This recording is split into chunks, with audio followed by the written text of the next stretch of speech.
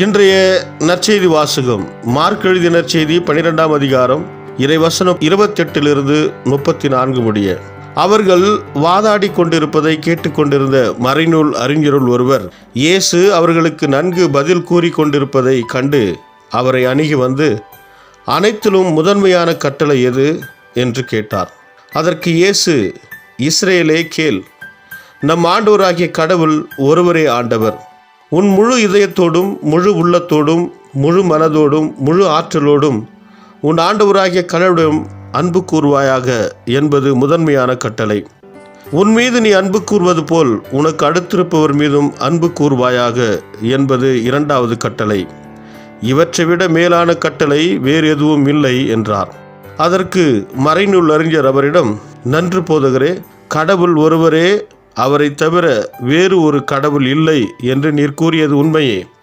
அவரிடம் முழு இதயத்தோடும் முழு அறிவோடும் முழு ஆற்றலோடும் அன்பு செலுத்துவதும், தன்னிடம் அன்பு கொள்வது போல் அடுத்திருப்பவரிடமும் அன்பு செலுத்துவதும் எரிபலிகளையும் வேறு பலிகளையும் விட மேலானது என்று கூறினார். அவர் அறிவுத்திறனோடு பதிலளித்ததை கண்ட இயேசு அவரிடம், நீர் இறையாட்சி நின்று தொலையில் இல்லை என்றார். அதன் பின் எவரும் அவரிடம் எதையும் கேட்க துணியவில்லை. இது கிறிஸ்து வழங்கும் நற்செய்தி. கிறிஸ்துவே உமக்கு புகழ். ಮಾರ್ಕ ಅಧ್ಯಾಯ 12 ವಚನ 28-34 ಈ ವಾದ ವಿವಾದವನ್ನು ಕೇಳುತ್ತಿದ್ದ ಧರ್ಮೋಪದೇಶಕರಲ್ಲಿ ಒಬ್ಬನು ಯೇಸು ಸದುಕಾಯರಿಗೆ ಹಾಗೂ ಪರಿಸಾಯರಿಗೆ ಒಳ್ಳೆಯ ಉತ್ತರ ಕೊಟ್ಟದ್ದನ್ನು ಗಮನಿಸಿ ಆತನ ಬಳಿಗೆ ಬಂದು, ಆಜ್ಞೆಗಳಲ್ಲೆಲ್ಲ ಅತ್ಯಂತ ಪ್ರಾಮುಖ್ಯವಾದ ಆಜ್ಞೆ ಯಾವುದು ಎಂದು ಕೇಳಿದನು. ಅದಕ್ಕೆ ಯೇಸು, ಇಸ್ರೇಲಿನ ಜನರೇ ಕೇಳಿರಿ, ನಮ್ಮ ದೇವರಾದ ಪ್ರಭು ಒಬ್ಬನೇ ದೇವರು. ನಿಮ್ಮ ದೇವರಾದ ಪ್ರಭುವನ್ನು ನೀವು ಪೂರ್ಣ ಹೃದಯದಿಂದಲೂ ಪೂರ್ಣ ಪ್ರಾಣದಿಂದಲೂ ಪೂರ್ಣ ಬುದ್ಧಿಯಿಂದಲೂ ಪೂರ್ಣ ಶಕ್ತಿಯಿಂದಲೂ ಪ್ರೀತಿಸಬೇಕು. ಅದೇ ಅತ್ಯಂತ ಪ್ರಮುಖವಾದ ಆಜ್ಞೆ. ನೀವು ನಿಮ್ಮನ್ನು ಪ್ರೀತಿಸುವಂತೆ ನಿಮ್ಮ ನೆರೆಯವರನ್ನು ಪ್ರೀತಿಸಬೇಕು ಎಂಬುದೇ ಅತ್ಯಂತ ಮುಖ್ಯವಾದ ಎರಡನೇ ಆಜ್ಞೆ. ಇವುಗಳೇ ಅತ್ಯಂತ ಮುಖ್ಯವಾದವು ಎಂದು ಹೇಳಿದನು. ಆಗ ಅವನು, ಉಪದೇಶಕನೇ, ಅದು ಒಳ್ಳೆಯ ಉತ್ತರ. ನೀನು ಸರಿಯಾಗಿ ಹೇಳಿದ್ದೆ. ದೇವರೊಬ್ಬನೇ ಪ್ರಭು, ಆತನಲ್ಲದೆ ಬೇರೆ ದೇವರಿಲ್ಲ.